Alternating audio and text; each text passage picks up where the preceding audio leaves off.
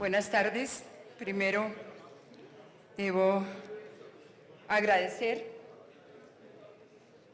a la Unión Colegiada del Notariado Colombiano y en particular a su presidente, el doctor Álvaro Rojas, por esta invitación. Saludar a mi compañero, el doctor Cesario Rocha, compañero en este segmento. Agradecer igualmente al doctor Mario Fernández y particularmente a todos ustedes. Créanme que me siento inmensamente honrada, siempre me he sentido honrada de haber estado ligada al notariado en diferentes posiciones para ello.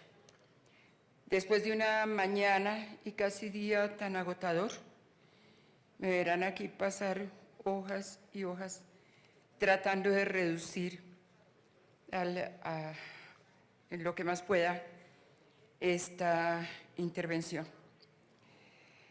Ya todo en el día de ayer y antes de ayer se han hecho múltiples referencias a la naturaleza del notario, a la institución del notariado, al hecho de que se trate de persona natural, al hecho de que se trate de una delegación del Estado, en fin.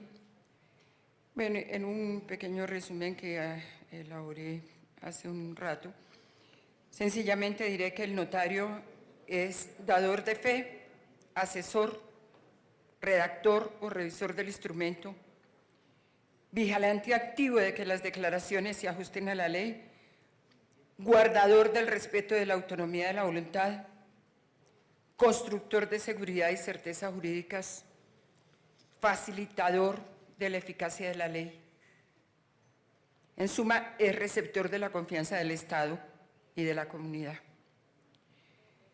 Porque esta introducción me permite indicar que ese poder del Estado depositado en un particular es un poder de una fuerza inmensa, legal y socialmente hablando. Todo lo cual constituye la prueba cierta por excelencia que emite el notario y lo obliga a observar una ética superior. Esta ética tan especial ha sido regulada desde hace 2 milenios, no es de ahora. ¿Y qué fue lo que buscó? La excelencia y transparencia en el ejercicio de la función fidataria. Y estos fines son los que han convertido en piedra angular de la institución notarial la ética.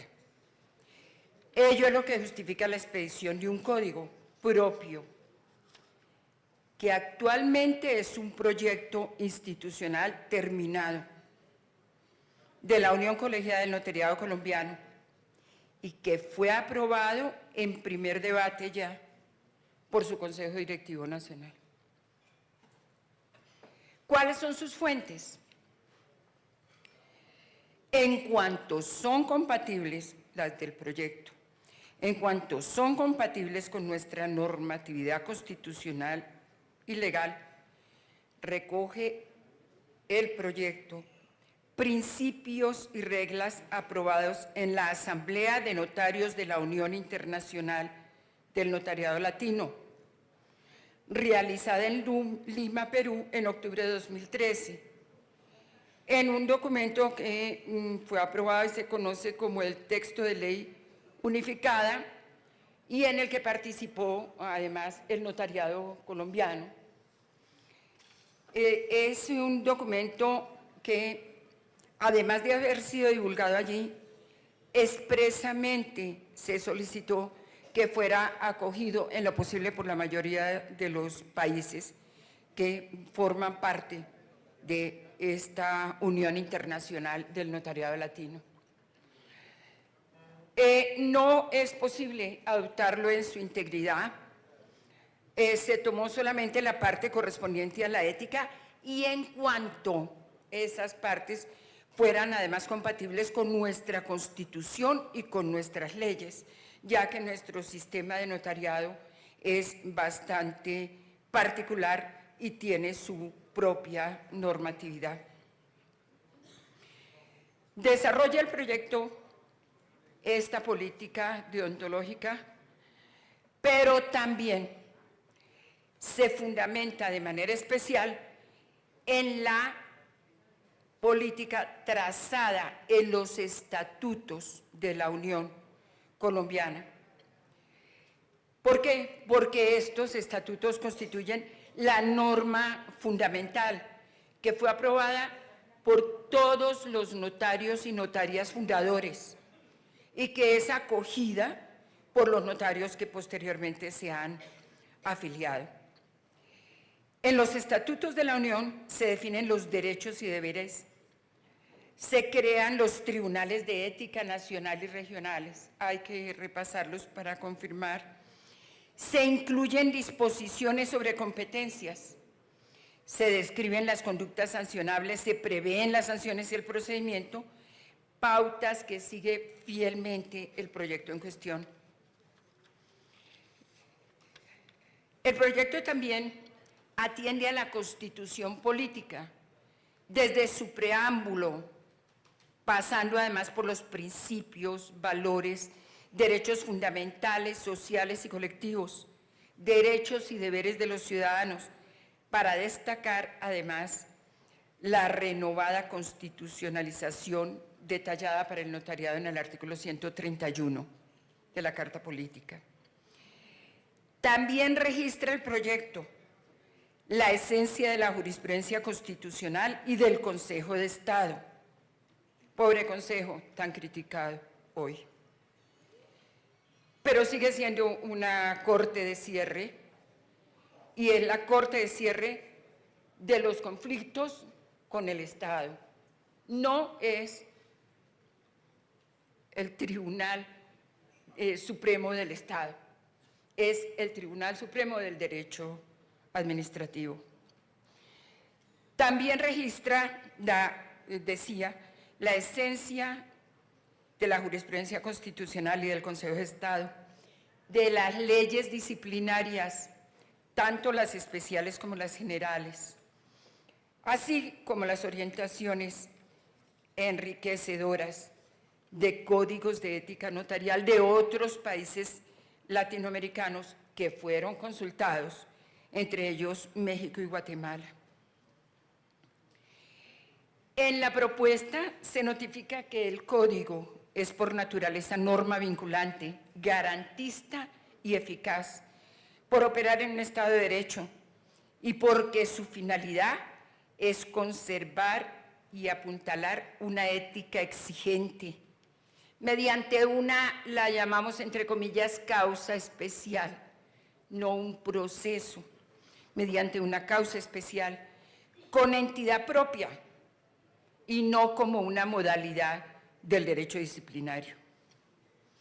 Se alienta en el proyecto una conducta personal y profesional sin tacha en la prestación del servicio de dar fe pública que compromete al Estado y a la comunidad representada en cada usuario, lo cual obviamente deduce responsabilidad, por lo cual se procura además una eticidad práctica que equilibre intereses personales y gremiales, sin dejar de lado lo social. Estos, a grandes rasgos, los lineamientos que se siguen en el proyecto que en este momento se encuentra a estudio de la Unión y que seguramente se sujetará a segundo debate una vez que sea consultada el comité o la comisión de ética. En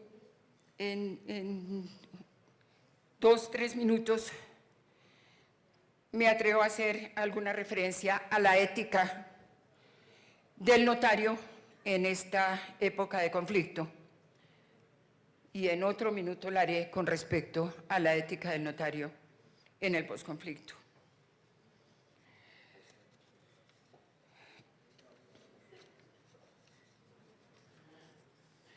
Son hechos reconocidos que la investidura del notario inspira sumo respeto, que del servicio público que presta emana un también reconocimiento ético, apoyado en la aceptación de su saber jurídico, del cual se habló ayer frente a la responsabilidad, como el deber de conocimiento, por lo cual excluye que no exista la verdad, su labor descansa en la verdad, no hay ocultamiento de ella ni silencio cómplice ante conductas que la distorsionen. También es un hecho que la función notarial ha sido un instrumento de cambio para avanzar en una mejor organización social. El papel del notario ha sido preponderante en más de medio siglo de violencia. No enumeremos las distintas formas que hoy en varias oportunidades se han referido a ellas, desde el nacimiento de la violencia, donde con todo el respeto con el señor procurador, se equivoca un poco al desconceptuar la presentación histórica de la violencia política, advirtiendo que se trató de una lucha provocada por un partido político que quiso hacerse al poder.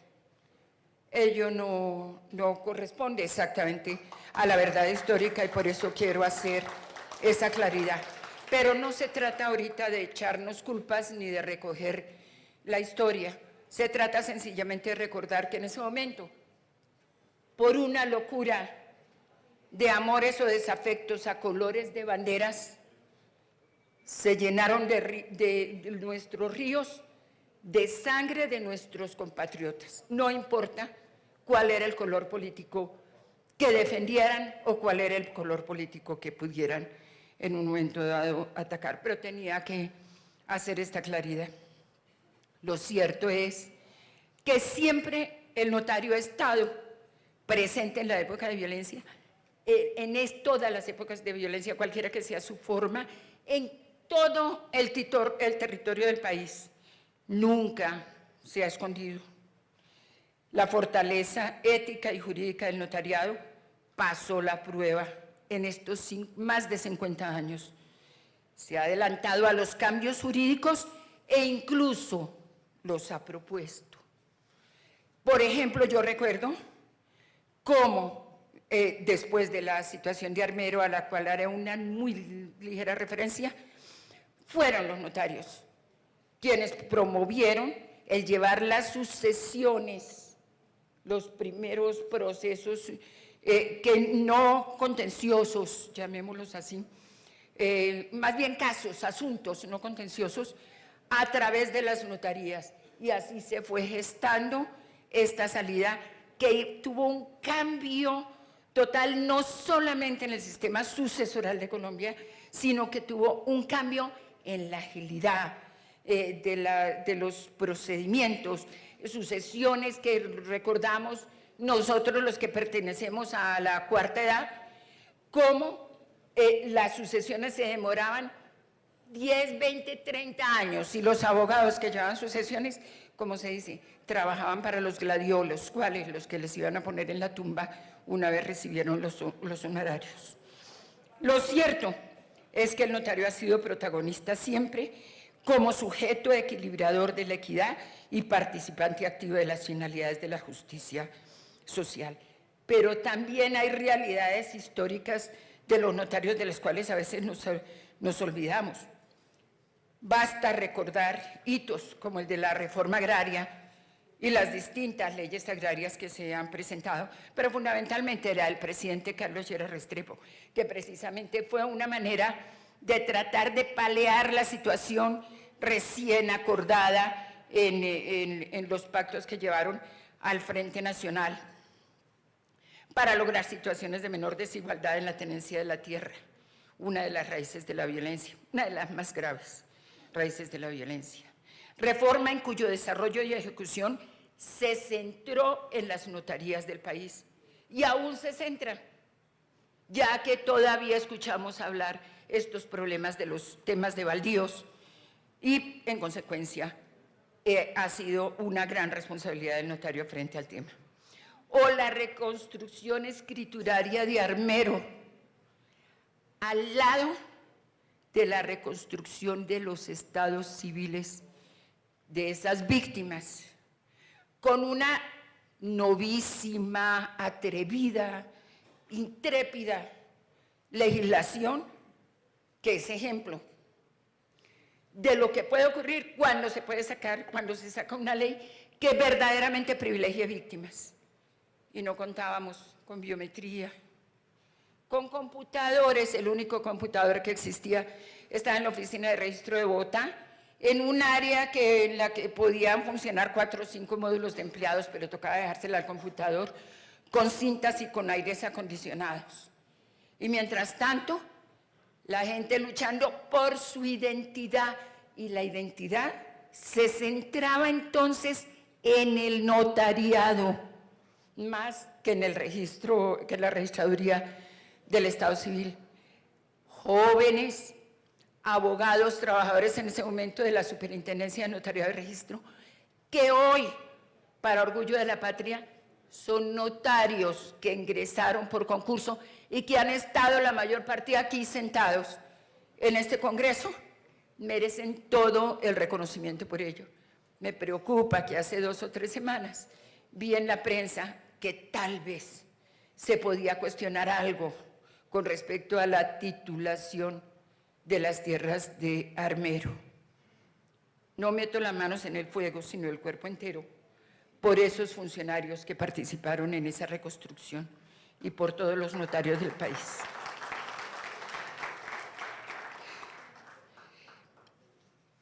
Se privilegiaba a las víctimas, se indicaba, pero olvidémonos de esos ejemplos dolorosos. Claro, estamos hablando de violencia, en este caso de la naturaleza. Otro ejemplo, la ejecución notarial de las leyes atinentes a la recuperación de tierras.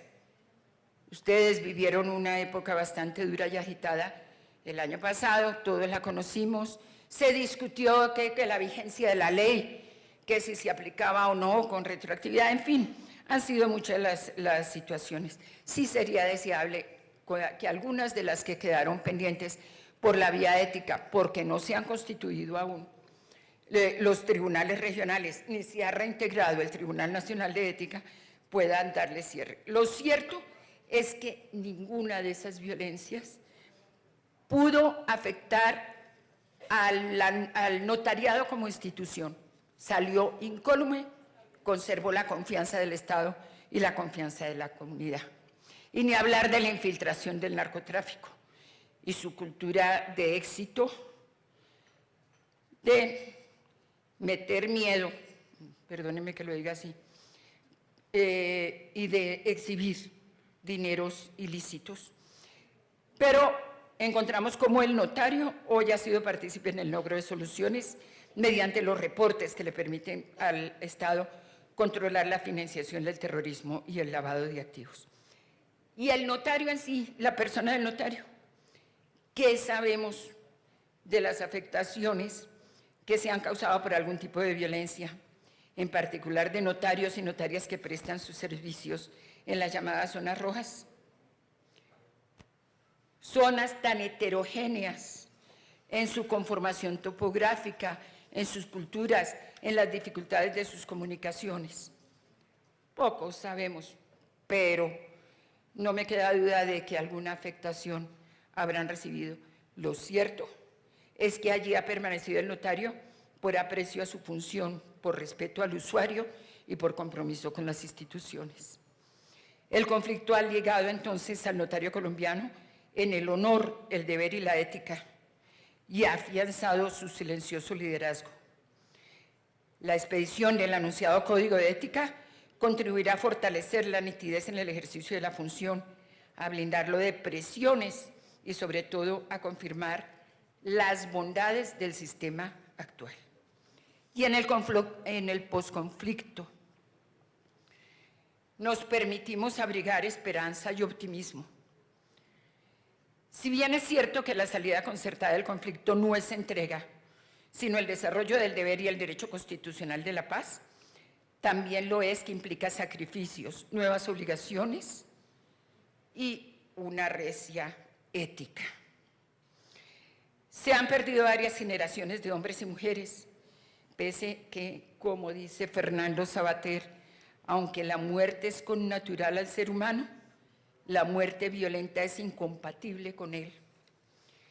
Pero tampoco es compatible la violencia con nuestra democracia, que respeta y protege la vida. Ella nos obliga a prepararnos para el posconflicto y para una adecuada aplicación de una ética que ayude a superar la intemperancia y a dar prelación a la convivencia de la dignidad humana en las diferencias que se acentuarán sin duda en el posconflicto. Los físicos afirman que la ciencia trabaja en la frontera entre la ignorancia y el conocimiento. Igualmente, la ética notarial trabajará entre la incertidumbre de los cambios legislativos que se avisoran y la urgencia de consolidar la paz con una ética de no violencia. Consolidar la paz perfecta, debe ser, ¿cómo dijo el procurador? Una paz bien hecha. Lo respeto mucho, fue además mi compañerito de Consejo de Estado. Dijo una paz bien hecha y recordaba yo, sin frivolidad, una anécdota que ustedes deben conocer de Daniel Samper Pisano, en donde dicen que el niño Jesús estaba jugando con lodo y pasó la Virgen y le dijo, ¿qué estás haciendo? Le dijo, estoy haciendo un hombre. Y la Virgen le dijo, ¿con lodo? Y el niño le contestó, sí. Dijo, te va a quedar mal hecho. Resulta que después hizo el hombre y Caín mató a Abel y la Virgen se le arrimó al niño y le dijo, sí viste, te lo dije, quedó mal hecho. Sí, quedamos mal hechos nosotros, pero ahí vamos, ahí vamos. Si al niño Jesús le quedó mal hecho, aceptemos una paz que no sea perfecta, pero anhelémosla y busquémosla y colaboremos para encontrar esa paz. Ustedes van a tener que trabajar sobre nuevas legislaciones sobre tierra. Ya hoy oyeron la retaíla, les dieron un listado que tiene que ver con sucesiones, que tiene que ver con modificaciones de la ley 160, que tiene que ver con baldíos y con las revisiones que hay que hacer al respecto. Imagínense lo que representa la reinserción, la desmovilización y la reparación en materia de modificaciones de leyes sobre tierras. Habrá programas especiales de vivienda, no se necesita poner el naipe para saber esto, y regulación y distribución de la propiedad, como ejecución de políticas de paz con objetivo de colectividad. Se esperan complejos esquemas de planeación económicos, empresariales, de creación de empleo. Si no hay empleo, la paz que buscamos termina en delincuencia, aumentando la delincuencia común. Todo ello llegará a concretarse en las notarías. Además, los nuevos proyectos de vida digna obligan a generar recursos no previstos aún, gastos de los que todos seremos partícipes, conforme al deber constitucional y social. Es el precio de la paz.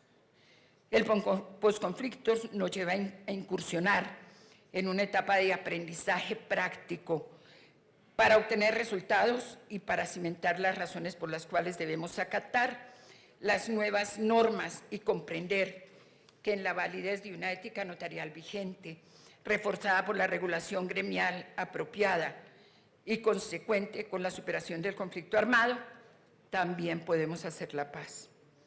El notario estará a cargo de ayudarnos a todos a recuperar la confianza y consecuente con una formación liberal y demócrata, la mía, e influida por el realismo mágico, concluyo con una reflexión personal que ustedes excusarán, atinente al perdón individual y social.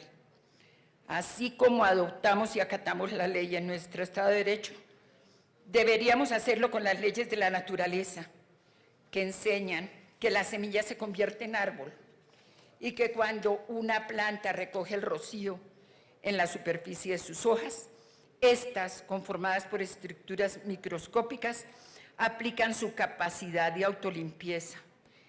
Tal vez entonces la autolimpieza de los sentimientos tocados y heridos por la violencia y la semilla convertida en árbol de la vida nos sorprendan muchísimo, con una paz cierta y perdurable, sorpresa aún mayor que la vivida por Aureliano Buendía cuando su padre, el coronel, lo llevó a conocer el hielo. Muchas gracias.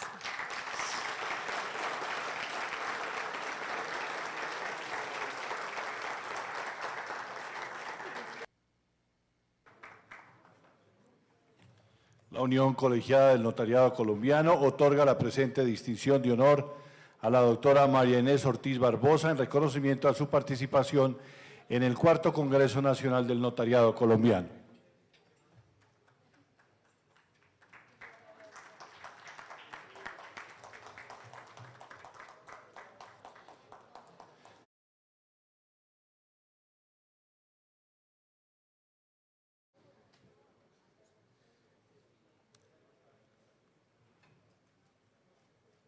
Antes de darle el uso de la palabra a nuestro maestro, el doctor Cesario Rocha, yo quiero hacer algún comentario sobre la doctora María Inés Ortiz Barbosa. Ustedes saben quién fue la persona que redactó el decreto reglamentario del Estatuto Notarial. La doctora María Inés Ortiz Barbosa.